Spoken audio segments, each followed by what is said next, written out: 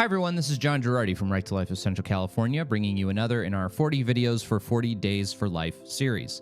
40 Days for Life is the international campaign of prayer and presence outside abortion clinics throughout the country and throughout the world.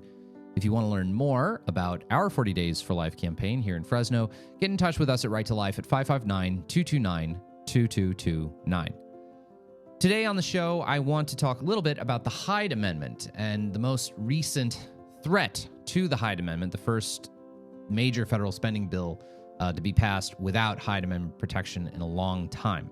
Now, what is the Hyde Amendment? The Hyde Amendment is probably the most significant pro-life legislative achievement of the post-Roe v. Wade era. After the Roe v. Wade decision, and Roe v. Wade being legally classified as health care, basically what Congress realized was any federal spending bill they had that was funding health care, particularly through the federal Medicaid program, which funds state Medicaid programs like Medi-Cal in California, any of that money could go towards abortion. And so what Congress started doing in the 1970s, and this was sort of a broad-based consensus among Republicans and Democrats pro-life, pro-choice, was they would attach a rider to any big federal spending bill, any federal budget, which was called the Hyde Amendment. And it was named after the late Congressman Henry Hyde, who was for a long time a big pro-life stalwart in the House of Representatives. Now, the Hyde Amendment basically said that no federal funding could directly pay for abortion through federal health care programs, and this most particularly applied to the Medicaid program. This provision has been part of every federal budget and every major federal spending bill from 1976 to the present. It has been supported by every Republican president and every Democratic president in the post-Roe era, with the lone exception of Joe Biden. Joe Biden is the first president in American history not to support the Hyde Amendment, the first president, at the very least, of the post-Roe era not to support the Hyde Amendment.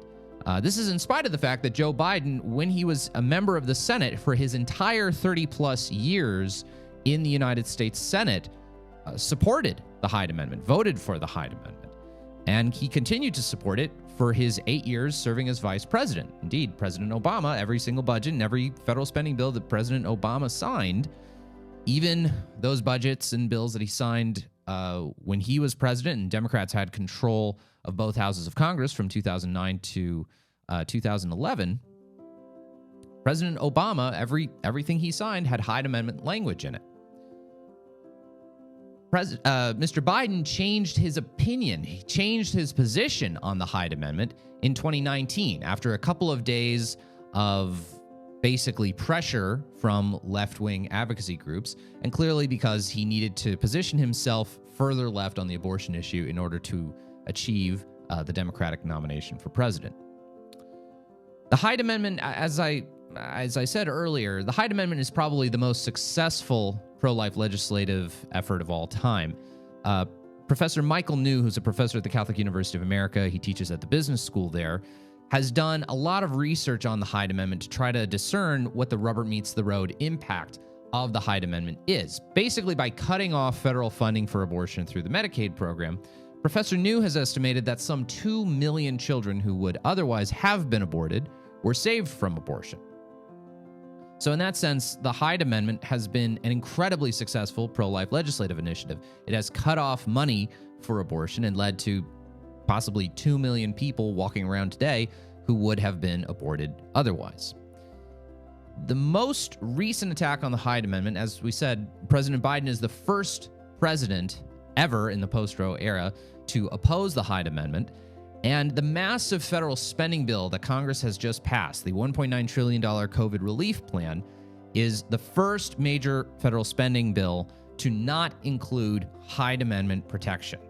This bill has been passed along a pretty strict party line vote in both the House and the Senate, and it is likely going to fund abortion for any portions of the bill that fund healthcare provision.